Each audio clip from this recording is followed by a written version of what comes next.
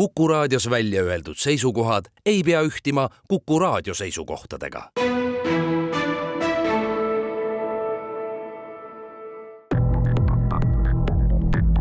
Krimiraadio. Tere taas, on teisipäev, kell on 7:01 läbi ning see tähendab, et eetris on värske Krimiraadio. Saatejuhid on Raul Ranne ja Karel Reisenbuk. Nagu meil on kombeks, siis keskendume selleski saates kahele teemale. Saate teises pooles tuleb meile küllap Krimiraadio kuulajatele juba tuttav mees Rait Pikaro, kes juhtis pikka aega Põhja prefektuuri narko- ja organiseeritud kuritegude talitust. Ent on nüüd asunud uude rolli. Tema juhtida on kogu Põhja prefektuuri kriminaalbüroo. Uurime, millised on mehe mõtted uues ametis. Ent saadet alustame hoopis juttudega, mis jäävad Tallinnast kaugele, nimelt Vene piiri äärde. Me hakkame rääkima 3 tõest. Ja ei, tegu siiski ei ole Anton Tšehhovi legendaarse näidendiga ja Krimiraadiost ei ole saanud teatriraadio. Nimelt 3 õde, Liivi, Valentina ja Jelena pandi hoopis vangi selle eest, et võtsid piiril altkäemaksu. Sellest, kuidas kõik täpselt oli, räägib meile täna majandus- ja korruptsioonikuritegude ringkonnaprokurör Gert Raudsepp. Tere tulemast Krimiraadiosse. Tere pärastlõunast. Gert Raudsepp, alustame päris algusest. Mis lugu see üldse selline on, milles täpselt nende prouade süüdistus seisneb? Lühidalt ja kokkuvõtlikult on tegemist siis sellise üsnagi eriskummalise ja võib-olla natukene ka sellise ainulaadse altkäemaksu kuriteoga. Ja miks? Siis selleks, et seda lugu nagu aru saada, sellest loost aru saada, me tegelikult peame vaatama ennast 1,5 aastat tagasi aega. Ja mis siis toimus? Meil oli just siis Narva piiripunkt kinni pandud. See tähendas seda, et see üks nii-öelda piiripunkt, kust sai Venemaale minna, oli kinni, mis tähendas, et see halduskoormus lõunas olevatele piiripunktidele, ehk siis Koidulale ja Luhmaale suurenes. Ja selleks, et kuidagi siis seal seda ummikut vältida, siis riigipiiri seadusest tulenevalt on korraldatud seal ooteala.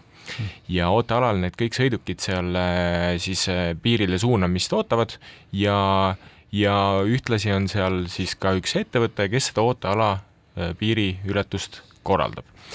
Ja meie lugu siis selle samaga kõigega seotud ongi ja olid siis 3 õde, nagu sissejuhatuses sai ka mainitud, kes siis nägid võimalust, kui nii võib öelda, selle ootealalt natukene raha teenida.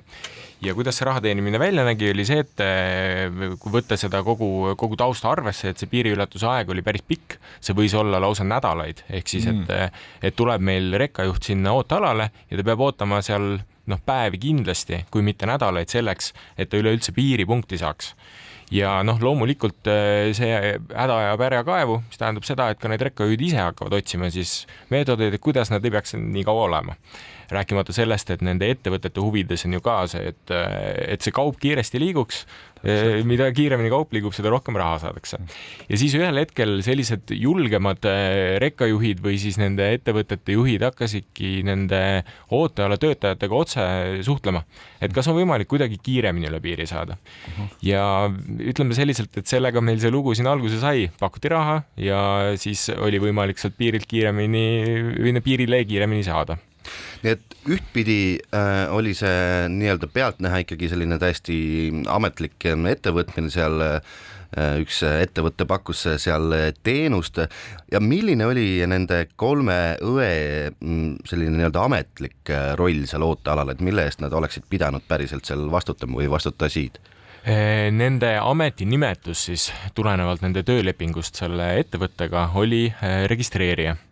Nad kutsusid nii-öelda kõnes ka 11 operaatoriteks, aga nende see kõige peamine ülesanne oli siis see, et selleks, kui siis see rekkajuht sinna ootealale jõuab, siis ta peab ennast selles andmesüsteemis GoSwiftis registreerima. Seal on võimalik ennast registreerida, siis üks on ka selline diplomaatiline nii-öelda registreerimine, mis tähendab seda, et saab eelisjärjekorras kohe piirile. Loomulikult tavaliste rekkajuhtide puhul see ei kohaldu, mis jättis neile siis 2 varianti. Number 1, et nad võtavad järjekorra siis mingile kindlale kuupäevale. Näiteks ma enne siia tulekut ka vaatasin, et kui ma täna tahaks võtta endale seda aega, millal ma üle piiri saaks. Ja aeg on siis esimene vaba aeg oli 6. november, ehk siis selline 3 nädala pärast. Oli võimalus võtta endale ka siis koht nii-öelda elavas järjekorras. Et seal on näha, et X arv sõidukeid on enne teid, mis tähendab seda, et seal vähemalt nii kaua tuleb oodata, eks, et enne kui, ma ei tea, ütleme 70 sõidukit enne teid ära saavad. Ja nende ülesanne siis oligi põhimõtteliselt kogu seda tehnilist poolt seal opereerida. Et olgugi, et see süsteem kõik oli automaatne, siis nendel rekkajuhtidel oli võimalus tegelikult endale see number võtta ka seal koha peal. Et internetis broneerimine tänapäeval üsnagi tavaline, eks, aga nad said seda siis seal nii-öelda koha peal kosta. Ma ikkagi pean üle küsima, et esiteks, et miks eraettevõte korraldab siis riigi piiril mingisuguseid järjekordi, seda esiteks, aga teiseks, et milles on korruptsioon, et see on nagu teenus, just kui praamile minnes, et mõned seisavad elavas järjekorras, mõned broneerivad ette omale koha ja siis vastavad sellele broneeringudele, sõidavad kohale ja pääsevad kohe praamile, nii ka võiks ju olla piiril. Et milles see korruptsioonimoment seal ikkagi oli? See on väga hea küsimus, ma alustangi kohe sealt teiselt poolt. Et ühesõnaga kogu see broneerimine nii-öelda elavas järjekorda kindlaks ajaks, see on väga okei. Ja seda tegelikult seesama GoSwift ongi meil mõeldud tegema. Ehk siis maksad, ütleme 15 €, saad sinna järjekorda. Mida kindlasti ei saa aksepteerida, on see, et kui see rekkajuht on juba selle järjekorras, ütleme, et ta on seal näiteks, enne teda on 50 autot ja siis tema mõtleb, et aga ma ei viitsi neid 50 autot oodata. Ja siis läheb sealt nii-öelda, jätab enda auto sinna seisma, kõnnib sinna ooteala nende registreerijate juurde, ütleb, et kuulge, kui ma teile praegu 50 € annaks, äkki ma saaks enne neid 50 autot. Ja vot see on see koht, kus on tegemist juba korruptiivse käitumisega. Tulles küsimuse esimese osa juurde, siis jah, see võib tunduda üsnagi võõras. Me oleme harjunud ju sellega, et eraettevõtjad, nemad ajavad enda asja, nende eesmärk on saada kasumit, teevad siis mis iganes äri, eks. Aga tegelikult meil on riigis üsnagi palju selliseid avalikke ülesandeid, ehk siis neid riigi ülesandeid, mida on nendele eraettevõtjatele delegeeritud. Võin tuua väga lihtsa näite, tehnoülevaatus. See, et sõidukid, mis meil liikluses osalevad, oleksid tehniliselt korras, on loomulikult ju riigi ülesanne, eks. Et riik peab tagama selle, et meil ei sõida siin mingisugused romud, kes võivad tekitada liiklusohtlikke olukordi, aga selleks, et vältida seda vajadust nii-öelda igaks tehnoülevaatajaks siis mingisugust riigi töötajat teha, siis ongi nähtud see nii-öelda alternatiiv, et sõlmitakse haldusleping mingisuguse eraettevõtjaga. Ehk siis tegelikult meil ju ka on kõik need igasugused tehnoülevaatajad on ju kas osaühingud, aktsiaseltsid ja sellega riik delegeeribki siis osa enda ülesandest eraisikutele. Ja tegelikult praegu meil on üsnagi sarnane olukord ka selle riigipiiriga. Et riigipiiri seadus meil seda ooteala defineerib, ta selgitab siis, mis on selle ooteala eesmärk, muuhulgas siis tagada liikluse ohutus, tagada avalikku korda, vältida keskkonnasaastet, kõike seda ja ühtlasi selles samas siis seaduses on nähtud ka see nii-öelda delegeerimisnorm, et kas siis minister või Politsei- ja Piirivalveamet võib just nimelt selle konkreetse ooteala osa delegeerida siis mingile eraettevõtjale. See situatsioon piiril tundub mulle vägagi tuttav ajaga, ütleme 90-ndatest, kui samuti Vene piiril oli teatud segadus, see piiri ületamise kord oli keeruline ja muutuv ajas ja seal võtsid positsiooni sisse kohe allilma tegelased, ehk et organiseeritud kuritegevus kukkus seal siis majandama seda järjekorda ja täpselt samamoodi, kes eespool, kes tagapool väikese raha eest sai siis seda kõike olukorda muuta või suurema raha eest. Kas teile ei tundu, et see situatsioon ongi väga aldis kõikvõimalikule kuritegelikule tegevusele? Eks ta paratamatult on, et inimesed ei taha oodata, eriti veel olukorras, kus tegelikult väga õigesti ütlesite ka seda, et ootamine on üks asi, eks, aga teine asi on ju see, et ootamisega kaasneb mingisugune kahjum ettevõttele, on ju. Et kui ma pean ootama 2 nädalat, mis tähendab, võib-olla ma saaks mingi 2 sõitu juba ära teha, aga kui ma saaksid varem üle piiri, siis ma saaks võib-olla rohkem raha teenida selle aja jooksul, eks. Et ma pean õnneks ikkagi nentima seda, et meil mingisugust sellist allilma nii-öelda viiteid siin ei olnud, aga kindlasti see oht ja see kõrgendatud oht seal piiril just on. Selle kuriteo juurde tagasi tulles, siis kui suured need summad olid, mis seal altkäemaksuks liikusid ja mismoodi see arveldati? Meil kriminaalmenetluses on tegelikult tuvastatud hästi palju selliseid nii-öelda erinevaid summasid. Et kui me peaks kasutama sellist mõistet nagu tavaline taks, siis selleks oli 50 eurot. Ehk siis, et mindi selle registreerija juurde, öeldi, et kas saab, me kasutati veel seal sellist termini nagu tõmmata, ehk siis nagu järjekorrast välja tõmmata ja suunata piirile, eks. Ja see siis, vähemalt alguses oli selleks 50 eurot. Kindlasti see sõltus hästi palju ka kliendist, et kellel oli suurem häda, see oli nõus maksma rohkem. Meil on näite ikka sellest, kuidas seal ühe nii-öelda altkäemaksu andja summaks oli 250 eurot, 5 korda rohkem. On ka mõned sellised, kes olid siis natukene vähem, said võib-olla mingisuguste kokkulepetega seal üle ja hästi oluline on siin ka see, et tegelikult see summa ajas muutus. Ehk siis alguses alustati selline 50 eurot tavaline taks, kui olukord piiril läks natukene selliseks hektilisemaks, tuli jälle järjekorrad pikenesid, tuli 75 eurot, 100 eurot, 125 eurot, et see summa ka ajas muutus. Süües kasvas isu. Võib ka nii öelda. Aga me tuleme selle kõige juurde, kuidas see täpselt seal oli tagasi kohe pärast väikest pausi. Krimiraadio. Krimiraadio on pausilt tagasi stuudios ajakirjanikud Raul Ranne ja Karel Reisenbuk ning saate esimeses osas räägime 3 prouast, õdedest, kes siis ajasid Koidula piiripunktis ametliku töö kõrval ka väikest altkäemaksu äri. Sellest on meile rääkimas majandus- ja korruptsioonikuritegude ringkonnaprokurör Gerd Raudsepp. Gerd, meil oli enne pausi juttu, et seal nii otseselt organiseeritud kuritegevuse selliseid jämedaid jälgi näha ei olnud. Kuid kuidas need 3 daami või naist ikkagi sellise tegevuseni jõudsid? Keegi pidi neile ju selgeks tegema, et nii see käib, korraldame seda äri siis sedasi, et me ka väikest viisi teenime või nad tõepoolest ise tulid selle peale?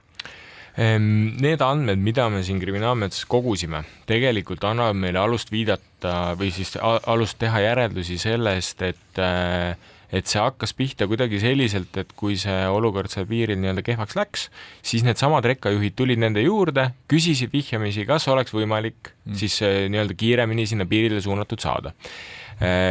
Eks võib-olla alguses tuldi vastu ka lihtsalt heast südamest, aga sel hetkel, kui see esimene nii-öelda ümbrik sinna kaasa läks, et siis nähti kindlasti sellest ka mingisugust rahateenimisvõimalust ja kuidas see nagu edasi läks, oligi selliselt, et loomulikult ju juhid omavahel räägivad, loomulikult need teised juhid, ütleme, et kes on järjekorras 3, näeb, et 70 sõidab temast mööda, tekib paratamatult küsimusi, kuidas tema must enne sai, eks. Et ja tegelikult üsnagi mõned nendest nii-öelda klientidest olid ka nende endaga siis tuttavad, kuidagi sugulaste kaudu seotud, et see levis selliselt sõnalt ka. Kui suur see prouade kliendibaas oli ja kui palju sellega sellist nii-öelda kuritegelikku raha omale tasku pandi? Me saame praegusel hetkel rääkida siis sellest kliendibaasist, mida me selle kriminaalmenetlusega tuvastasime. Et kas see oli suurem, kas oli väiksem ta ei saanud olla, eks, et kui ta oli suurem, siis meie selles kriminaalasjas leidsime, et selline igal ühel oli vähemalt üle 5 nii-öelda sellise tavapärase kliendi. Et seal need tulud, mis tekkisid, on see, et tegelikult neid tõmbamisi või neid meie mõistes siis kuriteo episoode oli väga palju. Vist üle 300? Kokku nende kõigi 3 peale võis olla tõesti üle 300. Ja kui me arvutame, võtame aluseks, et selline umbes 50 eurot vähemalt, aga paljudel juhtudel ka rohkem, siis kui me räägime näiteks Tšisovast, siis tema sai seda kuritegelikku tulu üle 5000 euro. Kui me räägime Ivanovast, temal ulatus peaaegu 9000 euroni. Ja Semjonoval oli lausa 19 000 eurot. Ja kui me mõtleme selle peale, et nende see palganumber ei olnud tead mis suur, siis arvestada, et see toimus selline 3 aasta jooksul, siis tegelikult üsnaga arvestatav palgalisa. Ja võib-olla sellest ka, et kuidas neid summasid üle anti, et need seal praktiliselt kõik võimalikud viisid olid kaetud.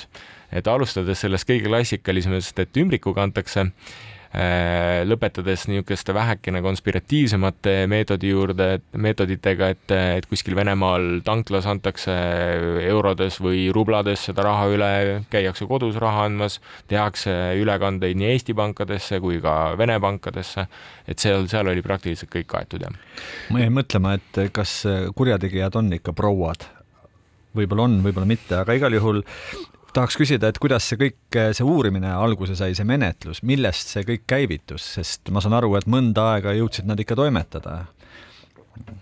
Mis oli see, mis pani ikkagi täpsemalt jälgima ja sellele nii-öelda suurendusklaasi peale panema sellele tegevusele seal? Siin see on see koht, kus ma pean tunnustust avaldama meie uurimisasutustele, et tõesti on väga hästi nii-öelda väga hea leid, väga professionaalselt menetletud, väga kiiresti menetletud ja ma võiksin teha sellise müstilise kuvandi, et kuidas me selle asjani leidsime või võiks öelda, ma ei saa teile rääkida ja nii edasi, aga tegelikkus oli see, et need viited sellele, et siin võib mingisugune altkäemaksu võtmine olla, tulid meile ühest teisest kriminaalmenetlusest.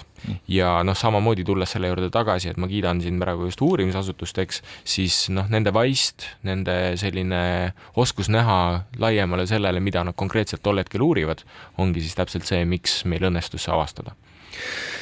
See on võib-olla natukene selline filosoofiline küsimus, aga ma küsin ta ikkagi ära, et arvestades, et piiril justkui täidetakse mingit avalikku ülesannet, kes kuidas seda piiri millal ületab ja seal töötavad, nagu ma aru saan, et kolm naist olid ka topelt siis Vene kodakondsed, et töötavad seal nii-öelda piiri peal, kus siis neil on kontroll, mis liigub, kuidas liigub, ma ei tea, mida arvata sellest üldse?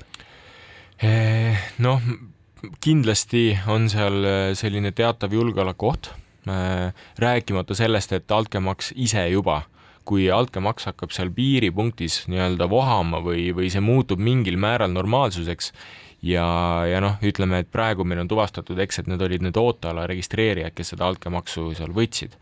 Aga kui meil peaks juhtuma selliselt, et ma ei tea, ütleme, et mõni turvamees teeb seda, ütleme, et mõni politseiametnik teeb, siis me võime lihtsalt olla ühel hetkel olukorras, kus kogu piiripunkt on korrumpeerunud ja kui on vaja, siis jäetakse nii-öelda värav lahti, mis on väga, väga halb. Kusjuures mul seda kõike kuulates tuligi selline küsimus mõttesse, et kuidas me saame välistada, et mõni tolliametnik või piirivalveametnik samamoodi mingi teatud rahasumma eest ei ava väravaid, kui ainuüksi järjekorra korraldamine oli juba läbi põimunud kuritegelikust tegevusest, siis tahtmatult tuleb selline küsimus, et äkki ka see tolliametnik on seal mõjutatud ja laseb läbi kaupa, mida ei tohiks lasta, sest meil on ju väga palju erinevaid sanktsioone ja sanktsioneeritud kaupa tahab üle tulla väga palju.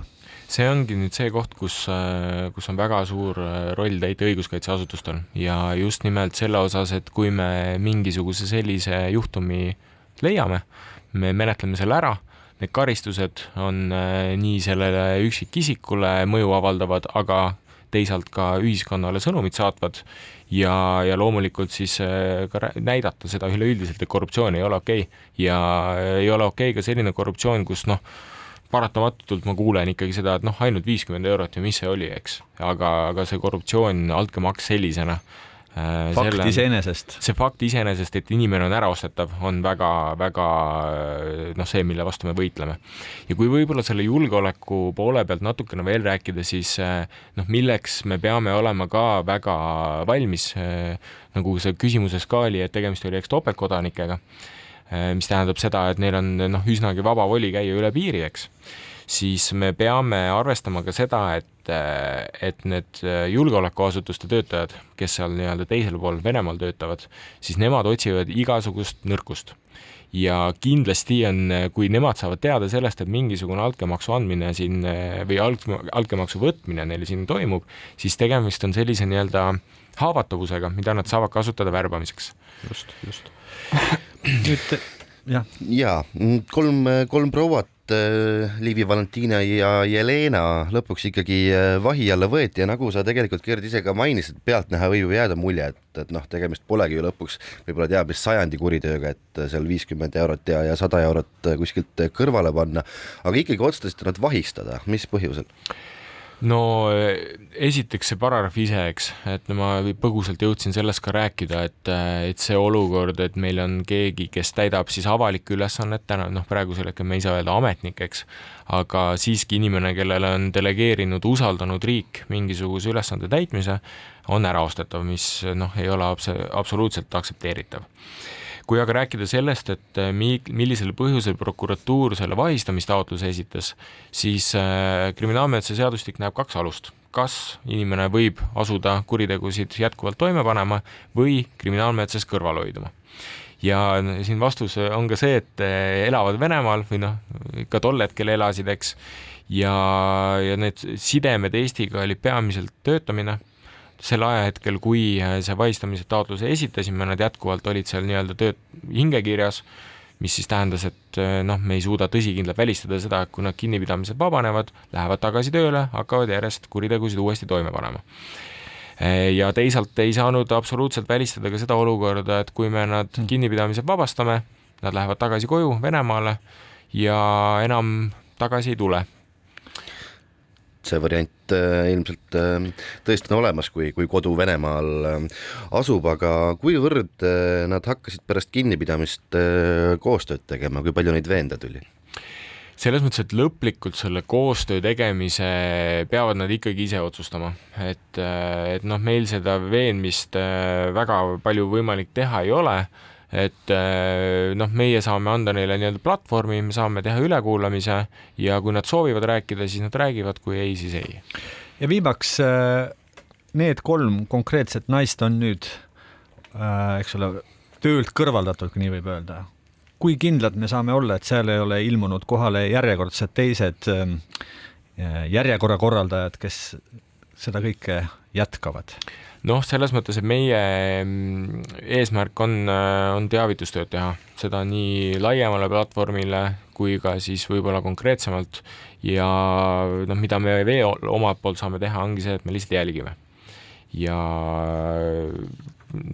meil ei ole paraku või meil ei ole võimalust, et me seda eraettevõtet hakkamegi selliselt andma sellist aruande kohustust, et ta peab meile rääkima, ta peab kõik ütlema, kes tööl on, mida teevad, vastama küsimustele ja nii edasi. Me peame ikkagi arvestama sellega, et see eraettevõte saab tegutseda ka selliselt, nagu ta soovib. Kas eraettevõttele ei öeldud, et tema teeneid enam ei vajata, sest ta ei ole usaldusväärne?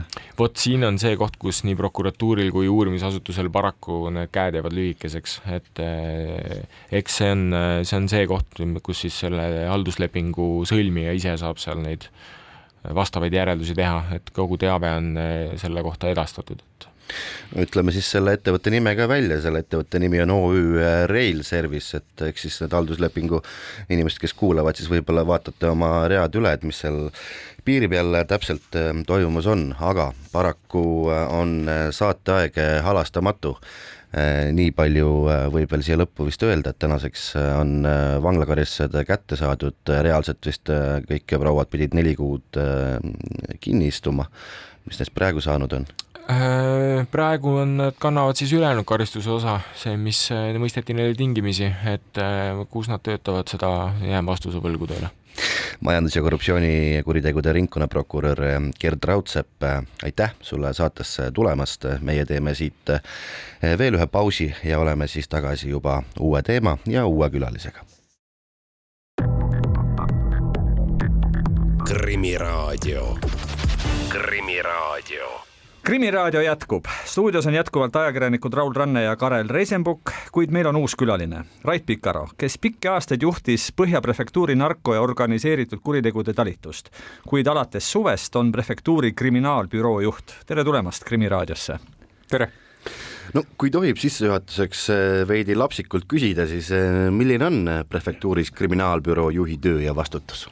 See on raske sõnadesse panna, et lühidalt öeldes kogu siis põhjapiirkonna kuritegevuse vastase võitluse, sellise raskema kuritegevuse vastase võitluse korraldamine ja eesmärkide saavutamine, aga selline igapäevast tööd isegi ma iseenda jaoks ei oska lahti kirjeldada, et loomulikult palju on kolleegidega suhtlemist, suunaseadmist ja mingil määral ka siis jälgimist, et kas me liigume õiges suunas, kas kogu meie tegevus on ikkagi suunatud ja sihistatud, et me lihtsalt ei töötaks palehigis, vaid et me teeksime õiget asja. Eesmärkide seadmine on edaspidine töö või juba tänane töö? Eks ta oli väiksemas plaanis ka varem, et enne oli luksus, ma ütleks öelda, vaadata ühte kitsast valdkonda, näiteks siis organiseeritud narkokuritegevust ja üksusepõhiselt läheneda, et vaadata, et me kindlasti tegutseme siis nende menetlustega, mis enim mõju saavutavad.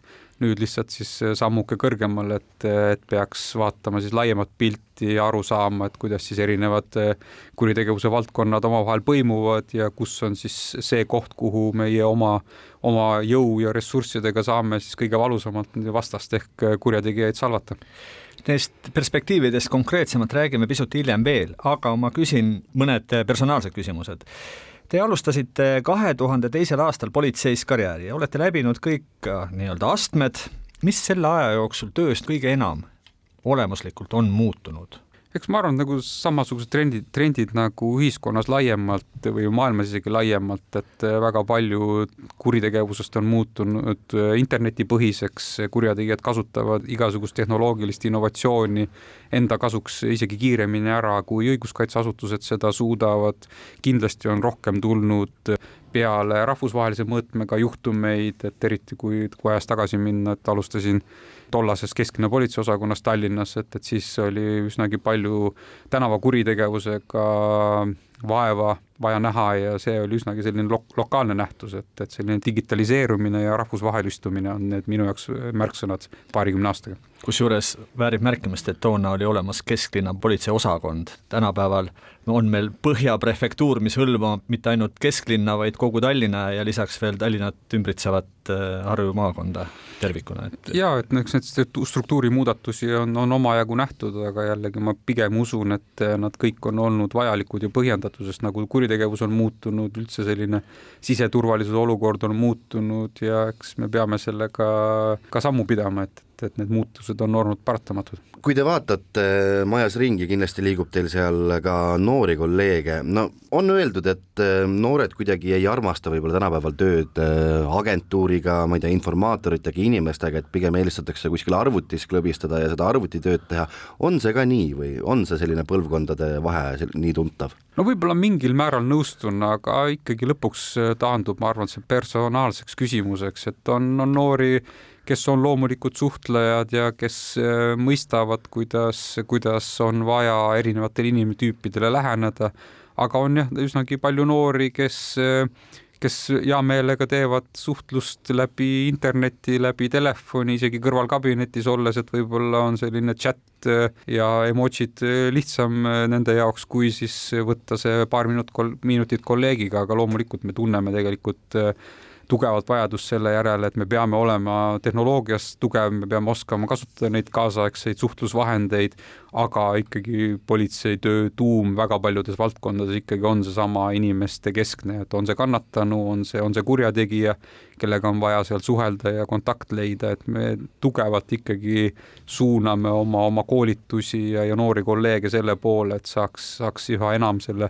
suhtluse käppa ja näen ka tegelikult noortes sellist mõnusat naiivsust ja et ei ole sellist nagu nahaalsust minna ja kurjategija suhtes ennast kehtestada, et kõik on sellised, ütleme, sõbralikumaks läinud kui varem oli, et sellist võitlust kui sellist enam ei paista olevat, pigem on selline nii-öelda siis pehmem lähenemine on, aga seal on omad plussid. Et kontakt saavutatakse ja infot saadakse ka sealt inimeste käest?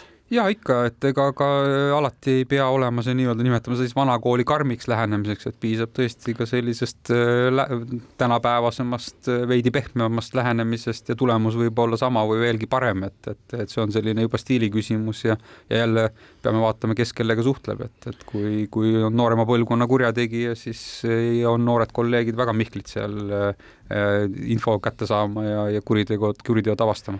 Põhja prefektuur on keeruline piirkond. Suurem osa Eestis toime pandud kuritegudest pannakse toime just nimelt siin, Tallinnas ja Tallinna ümbruses asuvates valdades. Kas inimesi siia tööle leida on keeruline? Võib arvata, et kõik hakkab sellest, et sul on head tegijad ja tänu neile avastatakse kuritegusid, lahendatakse kuritegusid. Kas praegu saab öelda, et on head inimesed tööl, leidub piisavalt, konkurents on tihe, tulijaid on? Ja, julgen küll öelda tegelikult, et noorte hulgas ikkagi politseitöö on üsnagi populaarne ja prestiižne ja ma arvan, et nii heas täituvuses, kui politsei piirivalveamet üldse praegusel hetkel on. Me oleme väga harva olnud ka ajalooliselt, et siin tegelikult Sisekaitseakadeemia võtab vastu rekordarvu noori õppureid, sinna on rekord konkurents ühele kohale, et meil on tegelikult, oleme päris heas seisus, aga jällegi see töö on kõige paremini tehtud minu meelest siis, kui meil on niisugune hea tasakaal noorte ja kogenud kolleegide osas ja praegu me oleme hetkel väga heas positsioonis, et arusaadav on, et palju on tööl selliseid kogenud kolleege, kellel on pension kas käes või kohe tulemas, võivad ükskõik millisel päeval nii-öelda kaput kergitada, aga nii kaua, kui me suudame neid hoida ja nii kaua, kui nad suudavad neid noori kolleege õpetada ja arendada, et see on, ma ütleks, praegu väga-väga hea situatsioon. Rait, anna andeks, et ma nii küsin, aga see kriminaalbüroo juhi amet eeldab ikkagi seda, et sa kannad pintsakut ja lipsu ja ka täna oled meil siin stuudios lipsu ja pintsaku, aga sa mundrit ei igatse? Ei ole kunagi kandnud, et juba 2002 tööle tulles tegelikult sattusin otse kriminaalpolitsei liini ja sealt seda liini pidi ma olen läbi erinevate üksuste tulnud ja vormikandja ja olen olnud võib-olla 6 aega ja kõige alguses, kui sai sündmuskohti teenindatud, et minu jaoks vorm on väga austusväärne riietusese, aga mina ennast tunnen oluliselt paremini tsiviilriietes ja isegi mitte ülikonnas, et see on selline nii-öelda tseremoniaalne väljanägemine, aga tavatöös ikkagi võimalikult mugavalt, et riietus ei pärsiks. Kui ma toin veel ühe nii-öelda isikliku küsimuse, et mäletad sa, kui tööle tulid, mis oli esimene nii-öelda raske isikuvastane kuritegu, mis tuli lahendada, mis on meeles? Ja ma võib-olla hakkaks üldisemalt pihta, et siin on raske nüüd vahet teha, mul mälu juba nii 70 aasta taha hästi ei ulatu, aga oli ka esimesed praktikad, kus sai juba kuritegude avastamisel kätt proovida, et seal kindlasti andsid tooni röövimised ja meenuvad seal, kui tööle tulles juba sellised ka laiemat kõlapinda leidnud juveeliröövid siin Tallinna kesklinnas, mis õnnestus ka kuumadel jälgedel avastada, et üks kurjategija tabati seal sündmuskohal ja järgmise jäljed viisid kuskile odavasse hostelisse, mida oli vaja siis ühte numbrituba seal rünnata, et see kurjategija kinni pidada ja tol ajal ma ei olnud turvataktikaliselt väga tugev ja juhtus kuidagi niimoodi, et mina olin siis see, kelle ülesanne oli see numbrituba siis hotelli võtmetega väljaspoolt avada ja siis varjata samal ajal seda kätevärinat ja tugevad kiirreageerid olid selja taga, aga saime selle ukse lahti ja kurjategija kontrolli alla ja siis kolmanda kurjategija tabamine oli jälle pikema vinnaga, et temal õnnestus põgeneda ja teda siis mööda Eestit nii-öelda taga ajada ja vihjeid kontrollida, et sellised lood on väga põnevad ja hiljem, kui juba tapmisi sain uurida või avastada, et siis mäletan ka esimesi surnukehasid ja paraku peab ütlema, et ajaloost rohkem on meeles isegi need juhtumid, mis jäid avastamata, et mis siiamaani vahel tulevad pähe ja tekib küsimus, et me ilmselt teadsime õiget isikute ringi, keda kahtlustada, aga tõendeid ei leidnud. Ma küsisin seda tegelikult sellepärast, et ikkagi teada saada, et kuivõrd praegusest positsioonist on sul võimalik või tuleb lausa noorematele kolleegidele selgitada või rääkida, omal ajal me tegime nii, me lahendasime selle olukorra nii, nõuande korras või julgustamise korras, kas seda tuleb teha või enam pole vaja teha? On, aga õnneks harva, et tegelikult näen, et noored kolleegid, kes kriminaalbüroosse ka jõuavad, et tegelikult on käinud juba sellise minimaalse kadalipu läbi ja mõistavad neid põhitõdesid, et vahel on hea tuua paralleele ajaloost, aga aga jällegi ajad on piisavalt palju muutunud, et sellega tuleb ka ettevaatlik olla, et heietada neid paarikümne aasta taguseid lugusid, et see on juba, võib jääda ajale jalgu, et pigem tahaks ikka natukene värskematest juhtumitest paralleele tuua ja eriti me oleme tugevalt fokusseeritud ka väliskogemuste nii-öelda õppimisele ja kodumaale toomiselt, et pigem ma ütleks, et me üritame sellist kaasaegset teadmist omavahel, üksuste vahel ja rahvusvaheliselt jagada. Selle värskema teadmise juurde me kindlasti nüüd jõuame ka, aga teeme siin ühe väikese pausi.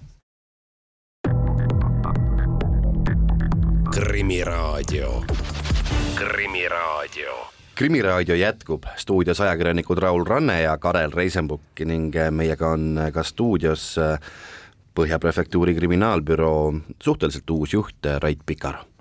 Rait, ma pean küsima teie endise töökohta või senise töökohta. Alates 2017. aastast juhtisite narko- ja organiseeritud kuritegevuse talitust. Öelge, kuivõrd hetkel võiks öelda, et Eesti kuritegevus on organiseerunud. Vahetevahel kostub selliseid mõtted, et organiseeritud kuritegevust, nagu ta oli varem, meil enam ei ole. Samas, kas see ikka on nii? Ma arvan, et see on ka veidi muutunud, et kindlasti ei tasu olla nii naiivne öelda, et me oleme kuidagi teistsugused kui ülejäänud Euroopa ja organiseeritud kuritegevus siin ei ole, et ma arvan, et nad on ka arenenud edasi, nad on muutunud rohkem valgekraelisele kuritegevusele organiseerituks, meil on kindlasti rahvusvahelised elemendid nii-öelda siin sees, näiteks näeme inimkaubanduse puhul, kuidas rahvusvahelised grupeeringud kasutavad Eestit ühe peatuspaigana, kus naisterahvaid näiteks kupeldada seksteenuste eesmärgil ja nii edasi, et ma arvan, et nad lihtsalt on kindlasti politsei, julgen öelda, hea töö tulemusena nii-öelda see organiseeritud kuritegevus maha surutud, nad ilmselt on mõistnud, et selline nähtav tegevus, avalik vägivald, eriti mis puudutab kolmandaid tavainimesi, et see on nende siis nii-öelda selle mustale ärile kahjulik, sest politseil on meetmed ja jõud sellele vastata ja nad ilmselt ma võrdleksin seda sellise voolava ojana, et kui seal on kivi ees kuskil, siis minnakse ümber ja otsitakse seda muud läbimurde kohta, et ma arvan, et meil on meid katsetatakse pidevalt ja nii kui tuntakse, et kuskil mõni valdkond on katmata, me ei tegutse jõuliselt, siis sinna ka see kurjategijate ja organiseeritud kuritegevuse teravik ka läheb ja räägime rahvusvahelisest kuritegevusest, kindlasti narkokuritegevuses näeme, et näiteks Läti poolt tulev kuritegevus on Eestis üsnagi nii-öelda tugevasti kanda kinnitanud, üritavad turgu haarata ja seal kindlasti võib näha juba taga sellist organiseeritud tegevust. No üks väga organiseeritud kuritegevuse liik on kõik see, mis puudutab neti- ja telefonikelmusid. Millal me selle masinavärgi ükskord peatame? Millal saame Eesti inimestele öelda, et asjad on kontrolli all, me tegeleme sellega, need, kes seda kõike organiseerivad, on vahi alla võetud ja edaspidi neid kõnesid on aina vähem? Jah, see juhtub siis, kui me saavutame mitmes valdkonnas edu, et tegelikult peame tõesti leidma üles need tippkurjategijad. Nende tabamine on osutunud keerukaks, sest nad tõesti asuvad enamasti välismaal. Nende tegevus on piisavalt konspireeritud, nad kasutavad tehnoloogiaid ära, et oma tegevust varjata ja samas massiliselt inimesi siis ohvristada. Ja teine pool on loomulikult see, mida me üritame ka praegu teha, et inimestele võimalikult palju teada anda, millised ohud valitsevad, et need kahjud, mida praegu kurjategijad tekitavad, need oleks võimalikult minimaalsed ja nende tulu kokku kuivaks, aga pigem ma näen seda, et me peame siin kaasama ka kõik siseriiklikud partnerid, et telekomi ettevõtted teevad endast oleneva, pangad teevad endast olenevad, kui on ohtlikud rahaülekanded toimumas, et äkki saab seal veel midagi tagasi pöörata või blokeerida, igasugused kiirlaenu ettevõtted ei lase kurjategijatel, ohvritele lisaks nende raha äravõtmisele ka kiirlaene peale võtta, et ma arvan, et meil on kõik need valdkonnad vaja toimima saada ja siin ongi tegelikult jällegi on valdkonnad, mida me saame siin siseriiklikult paremini mõjutada ja nendega paremini ja kiiremini toimetada ja siis on valdkonnad nagu näiteks rahvusvaheline kuritegevus, milles edu saavutamine võtab pikemat aega. Ma küsin niipidi, et need kõnekeskused, millest on palju räägitud, et need asuvad välismaal, kas need riigid, kus need kõnekeskused asuvad, tunnetavad samamoodi seda probleemi või saavad aru, et meil on siin jama ja tulevad teile kuidagi selja taha ja kaasa? No seal ongi, selles mõttes on veidi keeruline, et tavalised kurjategijad ei samadest kõnekeskustest ei siis sihi seda sama riiki, kus nad asuvad, et helistavad välismaale pidevalt ja see mõnevõrra raskendab meie suhtlust kolleegidele, et seletada ära, et meil on väga suur probleem, aga nemad seda justkui ei taju.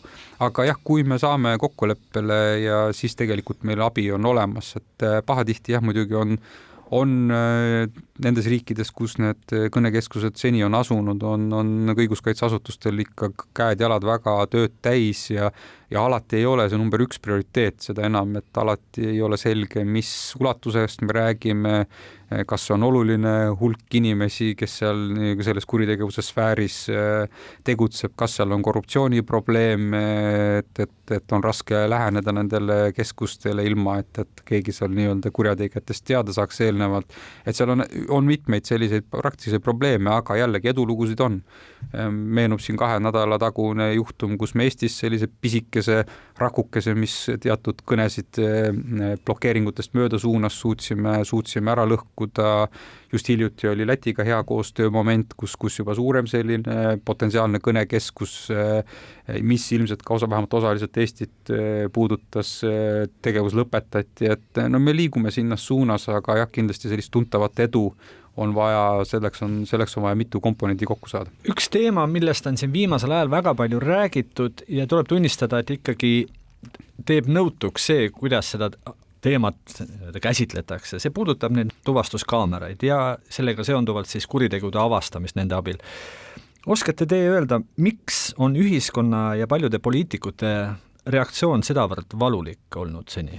Ma arvan, et see arutelu on teretulnud, et täpsustan terminit, et pigem numbrituvastuskaameratest on juttu, et mille järgi siis sõidukite liikumist saaks kiiremini tuvastada, et mõistan igasuguseid põhiõiguste riive arutelusid, aga mina esindan selgelt seda praktilist poolt, et kus politsei näeb vajadust kuritegude avastamiseks, ohus olevate inimeste asukohtade tuvastamiseks, kõigi selliste moodsate tehnoloogiliste vahendite kasutamist ja üks mitmest võimalusest oli siis leida kiiresti politsei andmebaasist siis autonumbrid, mis olid teatud kaamerate juurest läbi sõitnud, et ma arvan, et siin natukene me sõnumitega võib-olla ei suutnud ära selgitada, et kuivõrd oluline abi nendest kaameratest on ja teisest küljest jälle selgitada seda, et see riive, mis nende sõidukite piltidega kogumisega kaasneb, et meie vaates selgelt need juhtumid, mis vajavad kiiret lahendust, kaaluvad selle mõningase riive üles ja ma mõistan neid inimesi, kes on mures igasuguste andmete kogumise pärast riigi poolt, aga ma arvan jällegi siin on mõistlik need nii-öelda proportsiooni panna, et mida me nende andmetega teeme, kuidas me neid käitleme, et minu tunnetus politseinikuna on selgelt, et andmed on rangelt kaitstud, meil on range kord, kuidas neile ligi saab, kes tohib neid mis eesmärgil kasutajate ring tegelikult ei ole piiramatu ja mina lähtun ikkagi sellest nagu põhimõttest, et politseis töötavad absoluutselt ausad inimesed, kes on juba politsei kooli valitud sellised, et taust on nii-öelda täiesti puhas ja korrektne. Meil on olemas sisekontroll, kes nende kaamerate ja andmebaaside kasutamist üldisemalt jälgib pidevalt ja kui ikkagi selgitused ei ole piisavad, miks on kusagil nii-öelda tuhlatud, siis see võib lõppeda ka töökoha kaotusega, et ma nagu selles küsimusel olen selgelt sellel seisukohal, et meil on nii-öelda laual on teooria ja praktika ja meie praktilised näited sellest, kus on vaja inimelusid päästa, kurjategijaid tabada, kaaluvad selgelt üle need teoreetilised õigusteadlaste arutelud, et justkui midagi halba võib juhtuda, et minu jaoks natukene nad on proportsioonist väljas need väited, et justkui kui riik valimatult kogub andmeid ja kasutab neid arusaamatutel põhjustel. Ja ma teinekord avastan ennast mõttelt, et need kriitikud nii mööda minnes külvavad usaldamatust meie politsei vastu, mis minu arvates ei tee just neile au. Jah, et siin on, mõtlen kuidagi need vestlused algavad sealt, et justkui on kindel, et andmeid kuritarvitatakse, et ma ütleks, et meie jaoks iga selline intsident politseis on nagu vägagi suure nii-öelda tähelepanu all ja võtame seda väga valuliselt, et ei ole aega, tahtmist ega võimalust inimeste eraeludest tuhlata ja inimestel, politseinikel nii palju tööd on, et kõik on nagu suunatud ainult konkreetsetele tegevustele ja iga liigutuste osas tuleb anda nagu täielikku aru, kui see vajadus tekib. Et jah, pigem tundub, et selline, ma ütleks, kasutatakse selliseid kergelt demagoogilisi võtteid ja räägitakse väga teoreetilistest võimalustest, mille kohta praktilisi näiteid nii-öelda siis neil demagoogitsejatel ei ole tuua. No, meile antud aeg on paraku üürike, aga siia lõpetuseks vaataks korra tulevikku ka, et me juba oleme siin üht-teist ka puudutanud, aga ikkagi millised on võib-olla sellised prioriteetsemad valdkonnad ja tegevused järgmistel aastatel ja mis on võib-olla kõige sellisem hirmutavam kuritegelik tendents, mida te näete? Jaa, eks kelmustest oli juttu, et see on lihtsalt viimasel ajal ka tugevasti fookuses ja põhjusega fookuses, et seal kindlasti otsime seda paremat lähenemist ja vaatame oma sisemised nii-öelda lähenemised, ressursid üle, et seal peame oluliselt paremaks saama, edukamad olema. Ma arvan, et narkoorganiseeritud kuritegevus ei kao mitte kuskile, majandus, küberkuritegevus, samamoodi peame leidma sinna need parimad lahendused ja tean, et kolleegid pingutavad selle nimel, aga võib-olla sellise ühe suurima murekohana toon välja tulirelvad, et kindlasti praegu tänavatel aeg-ajalt annavad oluliselt tooni, et on siin ümber ehitatud niinimetatud stardipüstolid, mis on tegelikult tulirelvad juba juriidilises mõttes, kui me mõtleme Ukraina sõja peale, kui palju sealt võib relvi tulla, sest kurjategijad ikkagi soovivad relvastuda. Et see kõik reaalselt tegelikult ohud on olemas ja need on need valdkonnad, millega me peame nii-öelda teabe kogumise põhiselt, analüütiliselt ja ka nii-öelda praktiliselt kuritegude puhul peame oluliselt tegutsema hakkama. Põhja prefektuuri kriminaalbüroo uus juht Rait Pikaro, me täname, et leidsite aega ja tahtmist ka Krimiraadiosse tulla. Tänane Krimiraadio on sellega lõppenud. Saatejuhid olid ajakirjanikud Raul Ranne ja Karel Reisenbuk. Täname veel kord saatekülalisi ja loomulikult täname ka kõiki kuulajaid. Järgmine Krimiraadio on eetris juba järgmisel teisipäeval kell 1. Kuulmiseni. Krimiraadio.